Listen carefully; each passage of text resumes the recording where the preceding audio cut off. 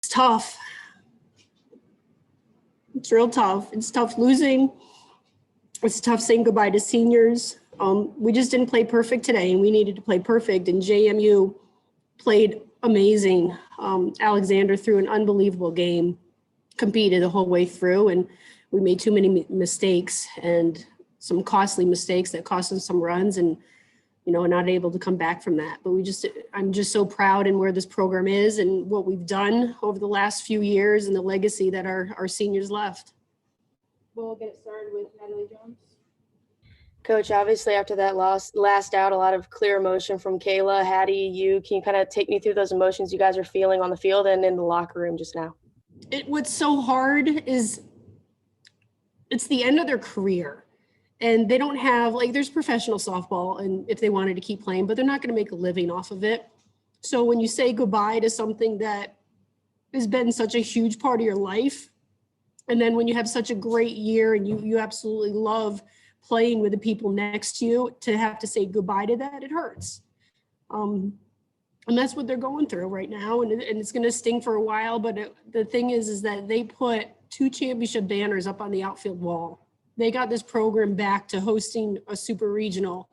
And those are the memories. I mean, that's the legacy that's going to live on for years and years, that they set a different standard that the younger players are going to experience. But having to say goodbye to the game that they love is hard.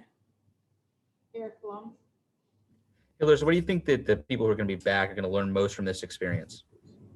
I mean, Kendall Bailey just said in the locker room that you treasure every single moment, and you never ever take for granted that, well, next year will be different, because it doesn't. You don't have the same, even if you had everybody coming back, it's not the same.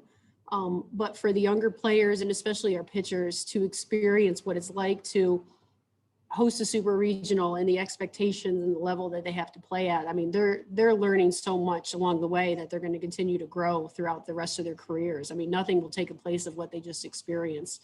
And they're going to remember this hurt that they're feeling right now, and make sure that they don't want to feel this way again. Colin O'Brien. Yeah, Coach, pitching staff had been so good this postseason. Like you said, you just didn't play perfect today. What were some of the takeaways you had for what these freshmen did in the circle for you these 6 games this postseason? Oh, they gave us a chance. I mean, that's the biggest thing. Every single game from postseason on, they gave us a chance, and they competed their butts off, and gave us opportunities. Today just caught up to us, and Jordan threw unbelievable, and Krings came in, and we made some mistakes behind our pitchers today, and we can't do that. You can't do that at this level, but absolutely no regrets whatsoever. Ben Arnett.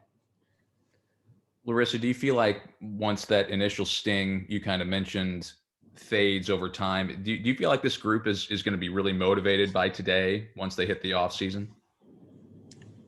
When you work so hard all year long and you think about what we had to overcome, I mean, postseason was taken away from us last year. So this mission has been almost 2 years in the making, and so many teams across the country could have folded. There could have been, more sanctions and drama, and the team could have fallen apart, but they continued to battle, and they had their sights set on what they just accomplished. And it's just going to motivate them from here on out to say, we're getting back there. We're hosting every single year, no question. And we're going to just continue to put this program in the situation that it's in right now. Dave Matter. Larissa, I think your hitters were 0 for 7 with runners on today. Was that more Alexander, or more just players trying to do a little bit too much at the plate, or what'd you think? I'll tip my cap to Alexander first, because she just threw, and I thought they called a great game. She had been living outside with her outside curveball, and she was jamming us like crazy. So they definitely made the adjustments, and I don't think we counterattacked soon enough to be able to make those adjustments. We were swinging at, and I'd like, I'll look back at video and see if we're swinging at balls in there. But I mean, we had runners in scoring position multiple times, and she just made those big pitches in those key situations, and that's why she is as good as she is. Shane Metlin. At the start of the week, you said you didn't want Kay Gordon to be the one to beat you. How surprised are you that, 1, she didn't get a hit this weekend, and 2, JMU still able to take 2 or 3 in that situation? I mean, she's a great player. It just shows you that we were making great pitches. Jubas hurt us. So it's one of those where, there was a time where we had second and third and Gordon was up, and I was saying, on paper, I should walk Gordon here to go to Jubas, but Jubas was on fire. She was seeing the ball really, really well all weekend long. So we made great pitches against Gordon, and we just left a little bit too much on the plate in some key situations. Thank you. I know it's hard to put it in perspective right now, but if you could summarize this team this season, how would you sum it up? I mean, if I was going to just use a couple words, it's their grit, their determination. I mean, they never, ever back down. They're just fierce, fierce competitors, and they have passion for playing the game. I think that's what hurts me so much is when your team does everything that you ask them to do and they come up short, you're hurt. You feel for them. They have bought in, like these seniors, like you think about from day one. So I've only been here 3 years and it's 2.5 seasons. And they have bought into this program. They bought into the work ethic and the determination and the standards where other people left. And that's what makes me so proud, because we wouldn't be able to do it without kids like that. The kids that have said, Coach, what do you want me to do? I'll do it. And they have completely bought into everything that this program stands for. And that's the legacy that they're leaving for those younger players. To be able to turn this program around as fast as we did, we wouldn't be able to do it without those seniors and our coaching staff and our complete support staff, because everybody has been on the same page to, own it, to accept responsibility for what their success and failures are. To follow that up really quickly, do you feel like years down the line, this will be a team that you look at and remember for, years and years down the line? I mean, absolutely. And that's why it's so important for me to have those years up on the wall. Because then they come back for alumni day and they know that they were a part of it. And it's going to be memories like this and throughout the entire year that those stories continue to get passed down year after year after year. Anthony, go ahead. Coach, you've mentioned the seniors a lot and their leadership. Just kind of how do you expect these other players to kind of step into those leadership roles, and where do you expect that leadership to come from for the next season and going forward? The special thing is that we do have Brooke Wilmus and Kim Wirt coming back. So they're going to use their COVID years to come back. And the mentoring that they've provided has just been amazing.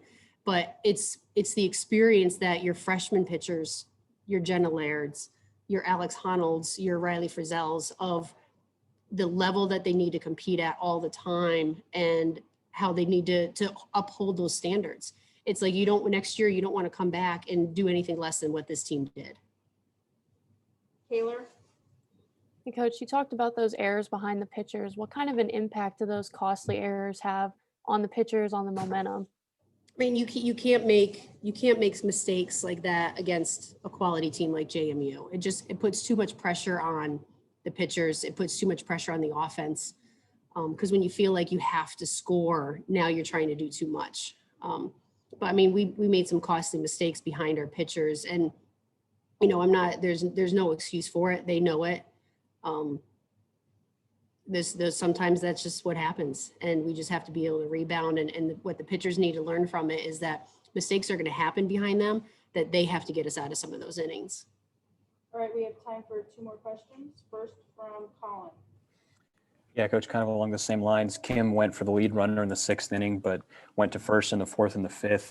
I'm not trying to single her out, but defensively, are those things you go back and look at? And situationally, maybe would you have liked her to try to get the lead runner in those innings as well?